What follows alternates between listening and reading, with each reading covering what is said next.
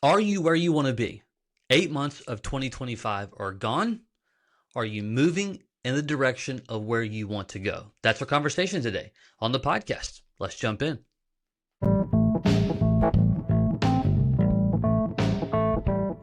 BJ O'Neill here with the Business Coaching Success Podcast. So glad you're here, where I share with you strategies, tools, and tips to be able to grow your business coaching practice to six figures and beyond as a Christian business coach. Let's jump in.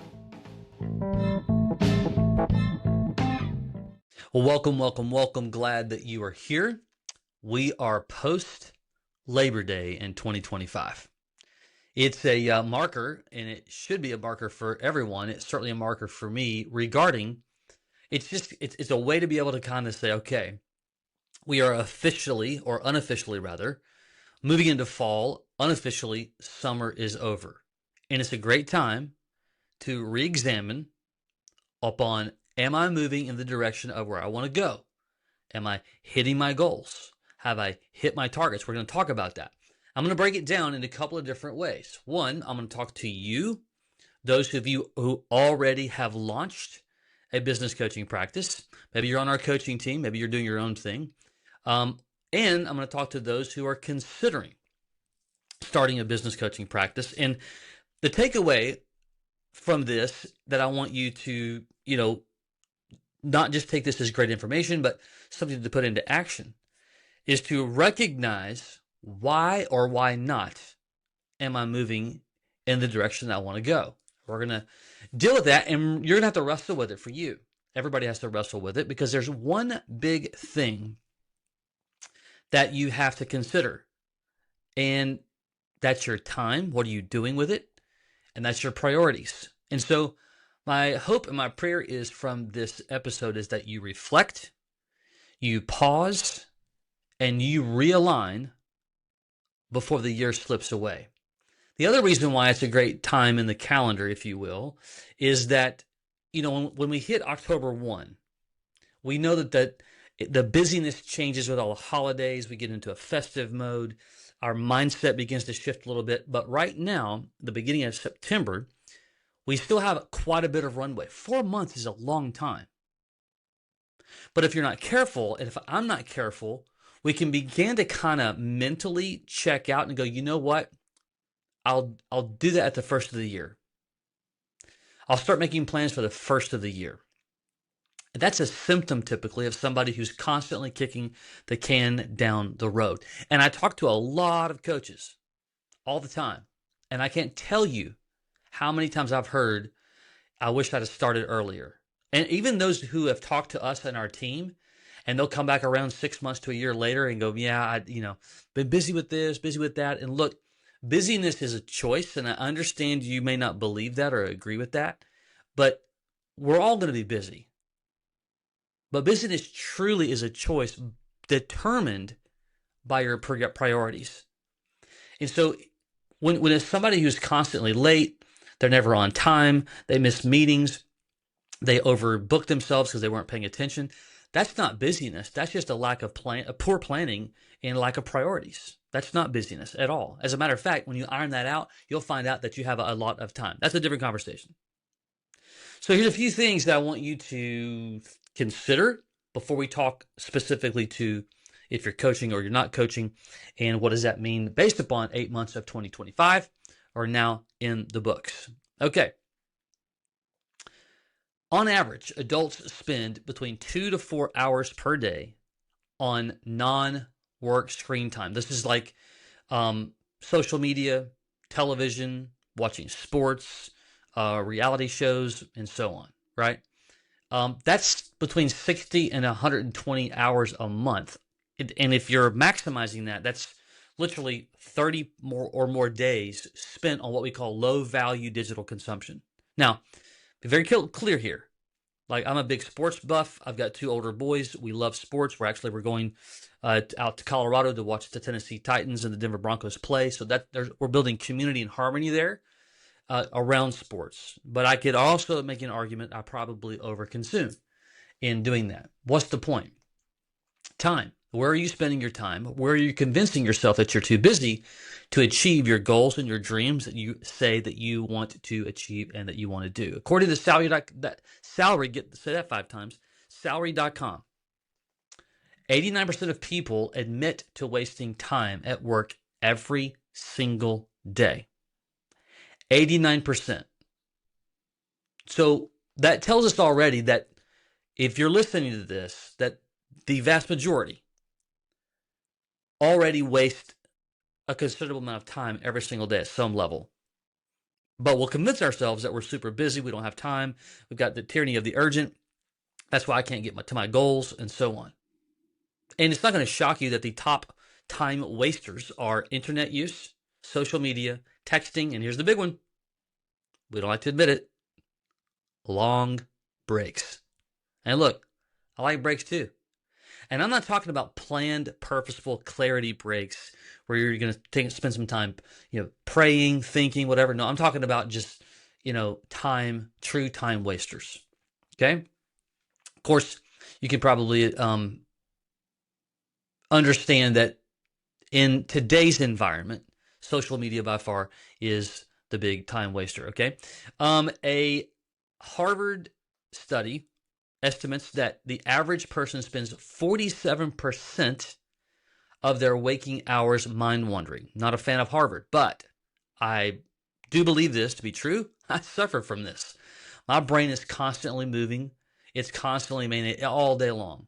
And sometimes it's just, quite frankly, hard to stay on task, especially challenging tasks. What does this do? This aids into non-focused work. It takes longer to complete something. When there is friction, we wander to something that's more easy, more simple, and it increases our dopamine hit to make ourselves feel better. All right? That's basically, like, if you don't deal with that, and if I don't deal with that, that's like half of our life mentally checked out. Mind wandering. And we'll claim, that's just the way I'm wired. Well, yeah, it is, but there are things that you and I can do, which we need to work on it. But think about it like this. An hour a day wasted is 15 days a year. 2 hours a day wasted is 1 month out of the year. Over a 40-year span of working for most people, that's between 3.5 to 5 years of complete and total ditched, wasted time.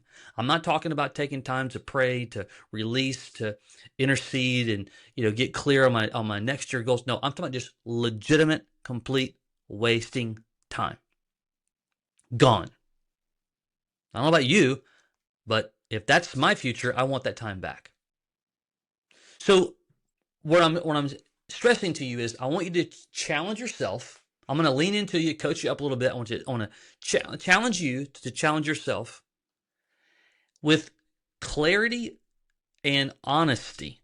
Can I say that I am well planned? Can I say I am well prepared? Can I say that truly I'm not doing what it is that I want to be doing because I'm absolutely maxed in my schedule? Or you may have a lot going on and balancing and spending multiple, we all are. Or do you just not plan properly? And are you mentally moving the wheels in a manner that it feels like you're busy, but there's actually probably a lot of holes inside of what you're doing? So if you are currently coaching, you've launched a business coaching practice, maybe again, you're on our coaching team, maybe you're coaching by yourself, whatever. Question number 1, are you hitting your growth markers? Whatever that looks like for you.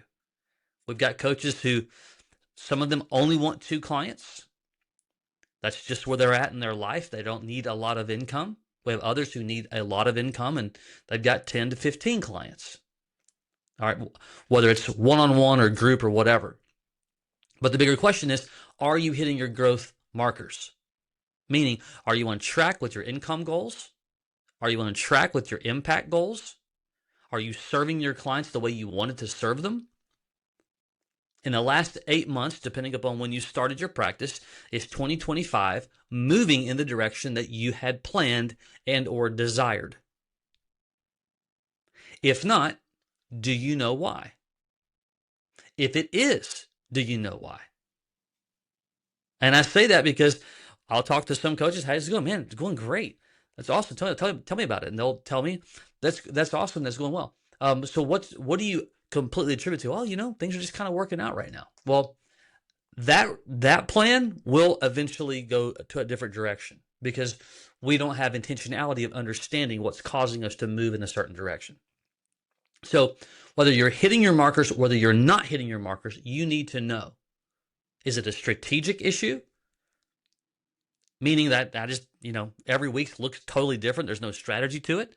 Is it a mindset problem? I overwhelm myself with fear. I overwhelm myself with doubt. I constantly live in the tyranny of the urgent, and the anxiety is just overwhelming. Is it a lack of consistency? I feel really good. I got a plan on this day and this day, or this week, and then other times I don't. Like, you got to get down to the nitty gritty of discovering why. Okay? And then here's the mini reflection challenge, we'll call it. What's one decision? You ready? Mini reflection challenge. For if you already got your business off the ground, and then we're going to talk to those who are thinking about doing it. What's one decision or shift that would change your entire trajectory in the next 4 months? So process that. What's one decision or one shift that would change your trajectory in the next 4 months? It's going to be different for everyone. Let me give an example. My business partner often says, for business coaches, you don't have a leads problem, you have a presentation problem. In other words, you don't really need more leads. You need a compelling presentation that gets people to say yes. So if you've been sitting down, for instance, and you've been working through talking to businesses, and you've gone through presentations. If you're on our team, we all know we use a specific assessment using a high profile software that does the heavy lifting for us. But if you're not landing clients that way, having more, if you've in the last few weeks you've talked to 20, but you doubled it to 40, but you're still not closing any of them, you're not going to close 40 either. So your one decision or shift is that I need to get better at the compelling part of how I present. That's just an example, by the way, but that just shows you what one decision, when I have intense focus on one area, because when you get really good at the presentation part, then when you pour in more leads, you have an opportunity to truly grow and scale. Okay, if you are considering starting a business coaching practice, and you've been thinking about it for a long time, the question I have for you is, what's holding you back? What is it that gets in the way of your thought process? If you wake up on a consistent basis and it seems like it just keeps coming around and coming around, that I love helping people, I love working with businesses, the idea of having flexibility and freedom is my jam, but you've been thinking about that for quite some time, especially in this calendar year, and you've not moved forward. What's holding you back? Is it fear? You're scared to do it? Is it complexity? It feels overwhelming. It feels super I don't even know how this would work. Is it just total lack of clarity on the how? How would I coach someone? Or maybe you just, I know when I get past this, when I get past that. In other words, you're waiting for the perfect time. By the way, hate to break it to you, there is no such thing as perfect time. Like having kids. You're never ready. You just got to start doing it. Now, you certainly want it structured. You certainly want tools and systems. So here's the encouragement for you. You don't need a perfect plan. You need to take action. You need a simple system and a willing heart. Because like riding the bike, the more you do it over and over, that's what refines you to get really good at what you're doing. There's no question, especially in the business coaching, it's much better, as far as I'm concerned, to take imperfect action that moves you into the direction of where you want to go, where your heart is, where you feel God's calling you or pushing you or urging you to, but you're sitting back holding it all in because you're just scared, you're nervous, you're waiting for the perfect time, whatever.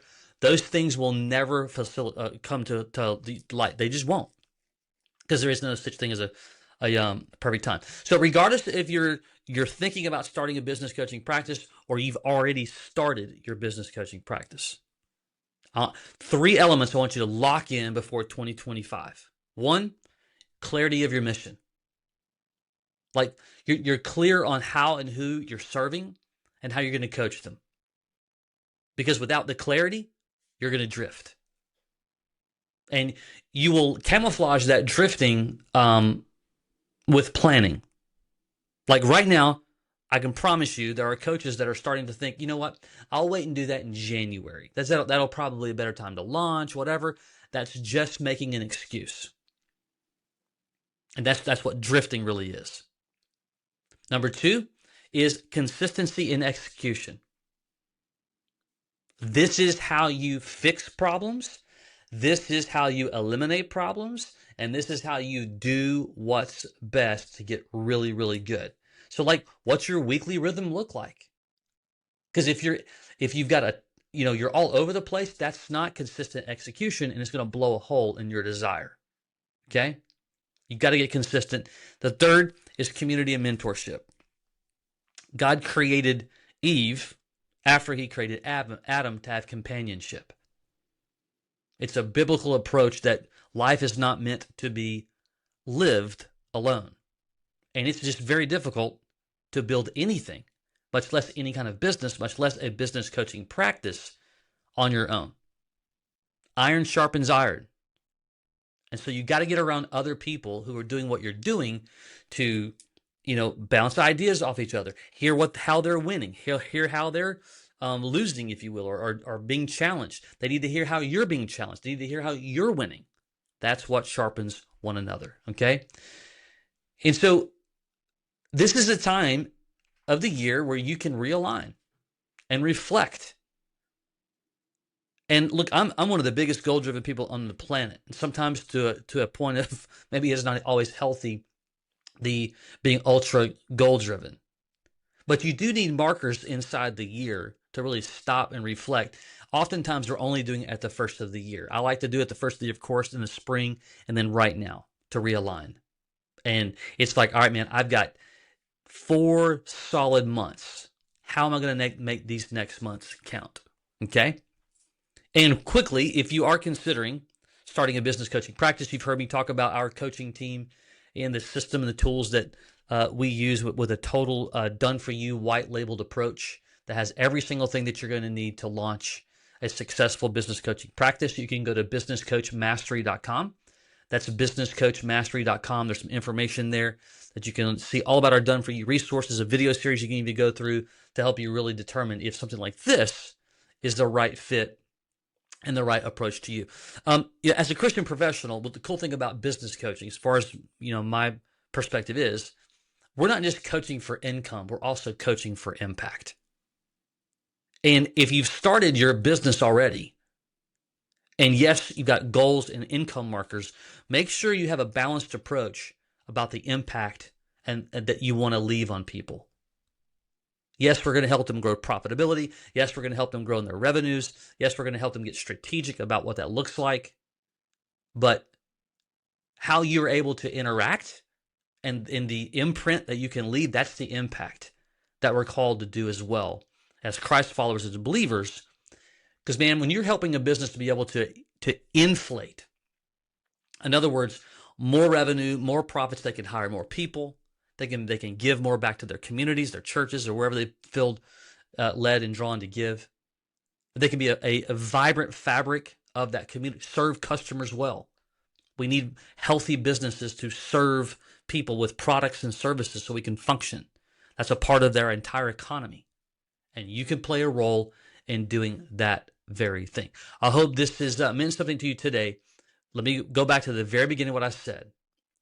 This is a time for pause, for reflection, and realignment so that you don't let the next 4 months of 2025 slip away from you based upon your goals, your dreams, your desires that you feel God's drawing and calling and pulling you to, okay? There you go. Until next time, take care.